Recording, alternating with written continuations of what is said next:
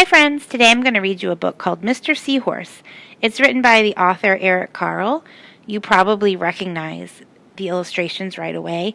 Eric Carle uses cut-up paper and watercolors to make his illustrations, and all of his books look similar.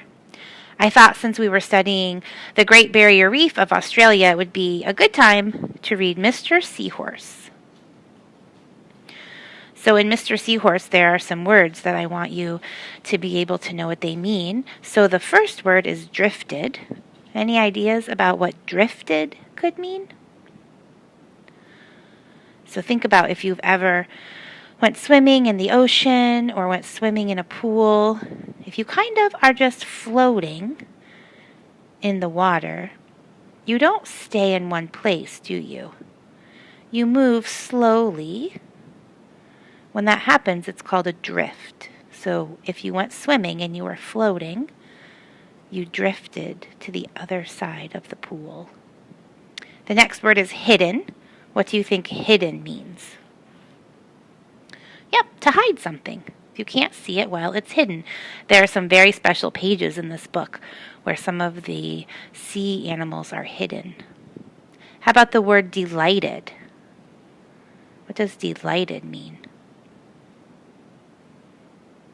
If you are happy about something, something is making you happy, or things are going your way, you're delighted. The next word is gently. What does gently mean?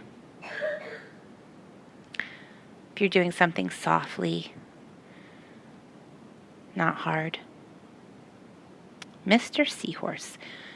You can tell right away what this book is going to be about.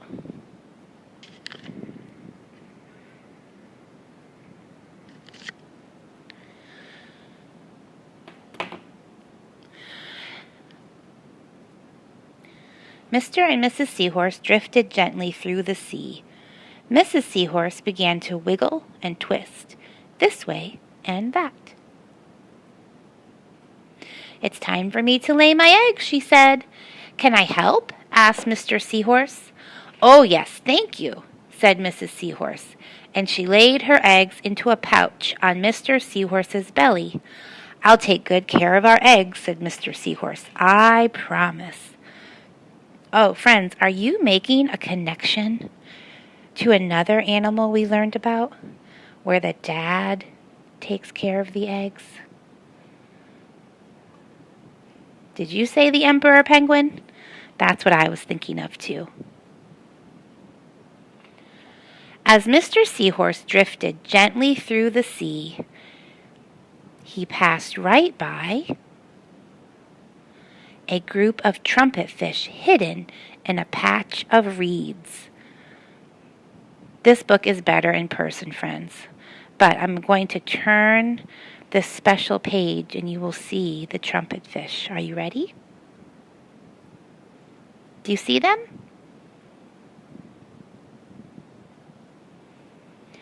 But before long, Mr. Seahorse met another fish. "How are you, Mr. Stickleback?" asked Mr. Seahorse. "Delighted," replied Mr. Stickleback. "I just built a nest, and right away Mrs. Stickleback laid her eggs into it. Now I am taking good care of them until they hatch." "Keep up the good work," said Mr. Seahorse, and he swam on his way. So for the stickleback fish, the daddy takes care of the eggs too. There he is in the nest.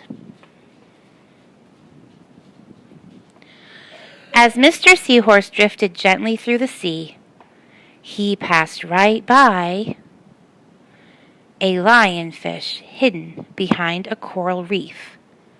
Look really closely. Do you see the lionfish? There it is. But before long, Mr. Seahorse met another fish. "How are you, Mr. Tilapia?" asked Mr. Seahorse. Mr. Tilapia couldn't answer. His mouth was full of eggs. I know, said Mr. Seahorse. "Mrs. Tilapia laid her eggs. Now you're taking good care of them until they hatch. Mr. Tilapia nodded his head. You must be very happy, said Mr. Seahorse, and swam on his way. You see, the daddy tilapia has all of the eggs in his mouth. That's how he has to carry them. As Mr. Seahorse drifted gently through the sea, he passed right by a pair of leaf fish hidden among the seaweed. Can you see the leaf fish? You see them now? But before long, Mr. Seahorse met another fish. How are you, Mr. Curtis? Said Mr. Seahorse. Perfectly fine, replied Mr. Curtis. Mrs. Curtis laid her eggs, and I have them stuck on my head. Now I'm taking good care of them until they hatch. You are doing a good job, said Mr. Seahorse, and swam on his way. Can you see the eggs on his head?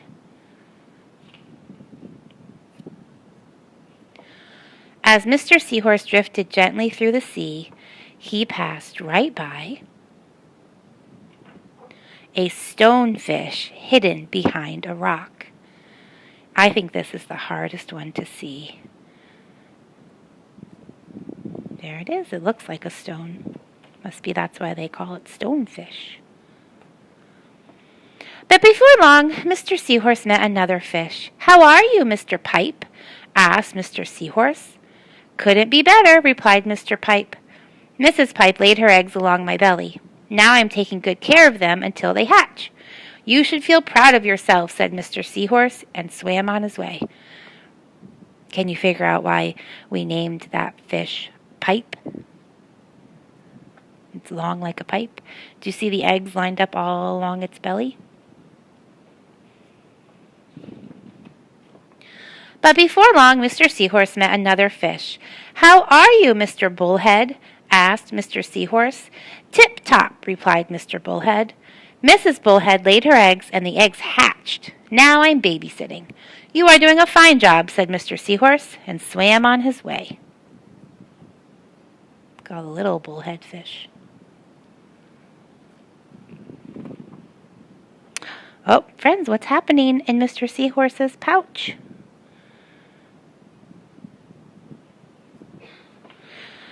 The time had come for the seahorse babies to be born. Mr. Seahorse wiggled and twisted this way and that. At last, the babies tumbled from Mr. Seahorse's pouch and swam away. One baby turned around and tried to come back into the pouch. Oh, no, said Mr. Seahorse. I do love you, but now you are ready to be on your own. Aw, can you see the baby seahorse that wasn't quite ready? The end. So you will notice in these illustrations that Eric Carle painted these fish in beautiful colors. This is how an illustrator draws and paints in a book.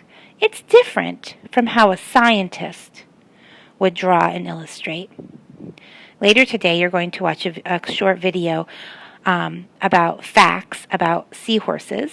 And then I'd like you to draw me a picture. How would an illustrator draw a seahorse like Eric Carle did? But what if you were a scientist observing a seahorse? How would you draw it then? I bet it would be different. Bye, friends.